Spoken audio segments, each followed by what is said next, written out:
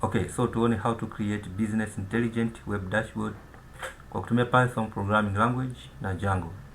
Django ni high level free open source web framework.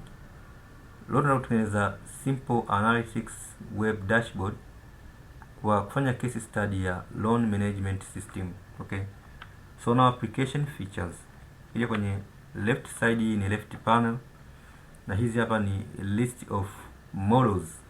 Models ni just a table kwenye database. So na table ya business types, customers, departments, employees, loan installments, taken loans na business targets. Okay, so for example nikiclick on customers, now you can see list of customers ambao kwenye database. Okay, so hii ni application, hii ni passport size in national ID.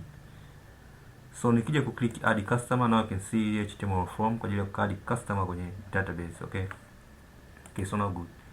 So nikija kwenye loans, kwenye upande wa loans ni click moja kukutana na list of taken loan ambazo zimechukuliwa na customer, na loan status ina status tatu. So loan can be approved, pending or rejected as a status.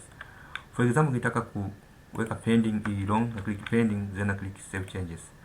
Now you can see loan status now is pending, or nataka kuwa approved, na click on approved. Okay, then na click save. Now you can see loan status now is approved. Okay, okay, so now kija kwenye hii departments, now click departments, now you can see list of departments.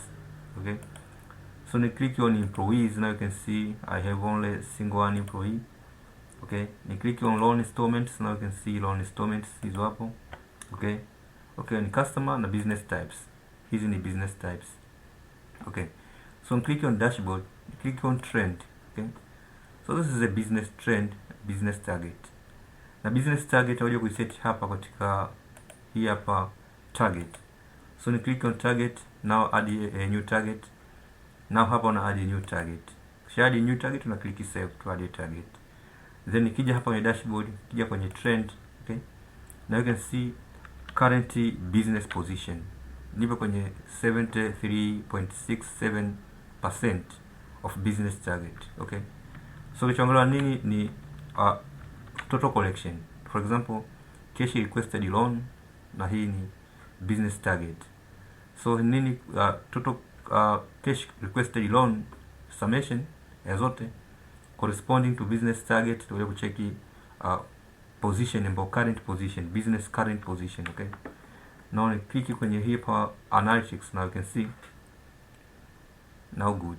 This is a simple analytics to show a distribution of loans, of taken loans kwenye normal distribution graph. Okay, so you can see hii hapa ni just an outlier, so click hii ni outliers. Okay, hii ni outliers, inaonyesha kwamba kuna value kubwa, kuna mkopo mkubwa ulikuwa umechukuliwa na customer, maana hii ni outlier, kuna mkopo mkubwa. Okay, so this is a box plot ambayo inaonyesha distribution of loans katika quarters, first, second and third quarter, maximum and minimum value. Okay, so hii ni box plot. Again, ni click on dashboard now, ndio click kwenye distribution. Now kwenye distribution you can see this is a loan distribution. Okay, we have z score, probability density and status. Okay, kama loan ipo normal or out of range. This is a normal distribution. Okay, so another links is hapa.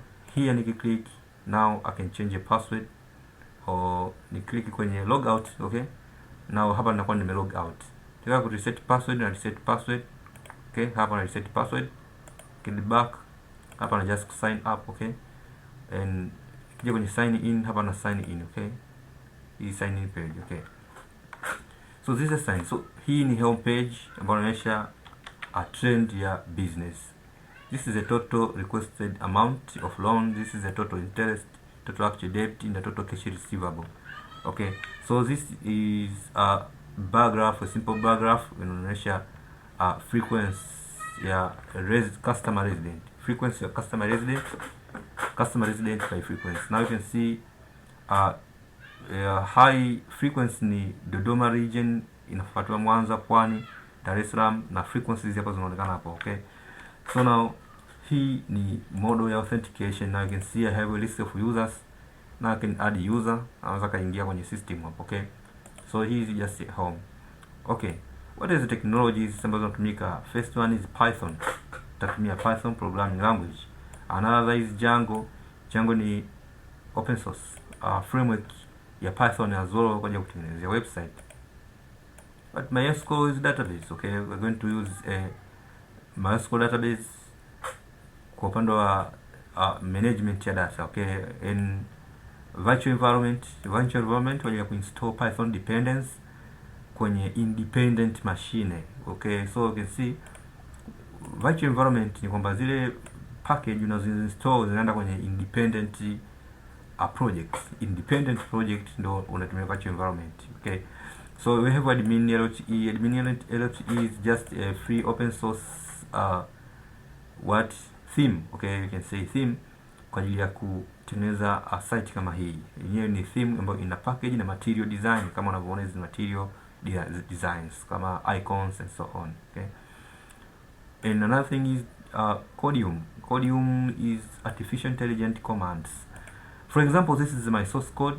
Nataka nigenerate some code hapa na sina idea yoyote, so nitabonyeza control kwenye keypad, nitabonyeza na I, kisha hapa ask code, nataka atengeneze code. So for example, naambia create a risk management, create a class risk management, take value from on top models. Okay, after that na click here hapa submit. Now you can see ata process my command, kisha ata create model automatically. Okay, so hiyo ni nini? Hiyo ni artificial intelligence. Okay, so ambayo inafanya kazi ya ku create. So after that na click hapa accept. Okay, so naona ametengeneza model, amejust kutengeneza model kutokana na zile data za kule juu. So nikitaka ku explain more, naambia explain maana hii model ni nini. So explanation nakuja ku write huku. Okay, now you can see this is explanation. Risk management models ina define nini, inafanya kazi gani, inafanya kazi gani. Okay, so hizi za juu ni kodi zangu nimezi create, then after creating my models, now achia hii Codium kwa ajili ya kufanya artificial intelligence kunitengenezea class.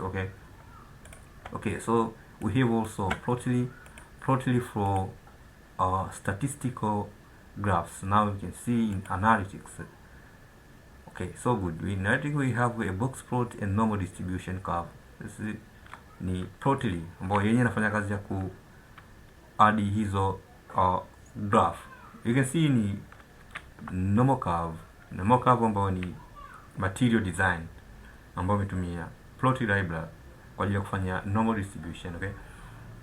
Okay, so now statistics, business analytics, web development.